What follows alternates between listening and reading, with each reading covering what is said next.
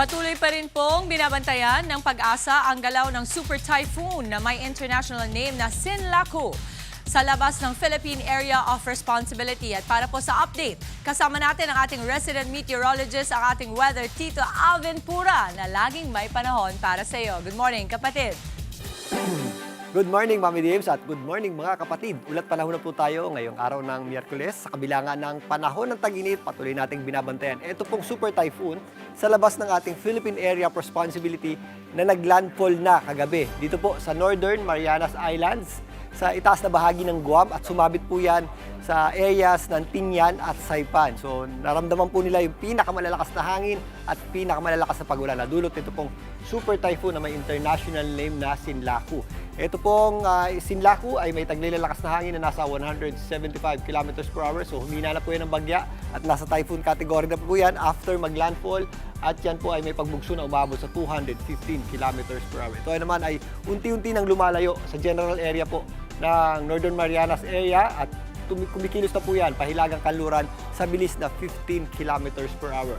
Ito po ay huling namata ng Pag-asa sa layong 2,550 km east ng Central Luzon at wala po tayong nakikitang magiging direktang epekto niyan sa ating bansa. Bagkus yan po ay kikilos lamang dito sa gilid ng ating area of responsibility at kikilos na rin po palayo papunta dito sa hilagang bahagi ng Pacific Ocean sa mga susunod na araw.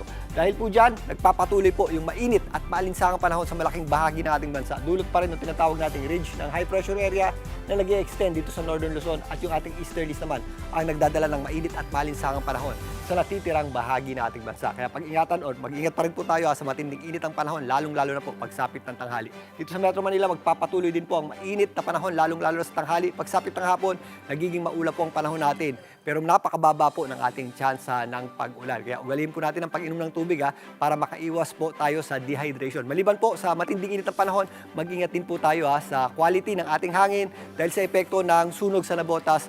Sa mga lalabas ng bahay, mag-face mask po tayo para makaiwas po tayo sa mga respiratory illness o yung sa mga sakit na idudulot ng maduming hangin. Bago na mga kapatid, ang ating araw po ay sumikat kanina pong 5:43 ng umaga at muli po yung lulubog mamayang 6:10 ng gabi. At yan muna latest sa ating lagay ng panahon. Muli ako po ang inyong weather Tito Alvin.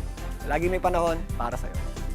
Mga kapatid, dito Alvin Pura po na laging may panahon para sa iyo, umaraw man o umulan, dapat laging handa. Kaya para maging updated sa pinaka-latest weather updates, mag-follow at mag-subscribe na sa social media pages ng News 5.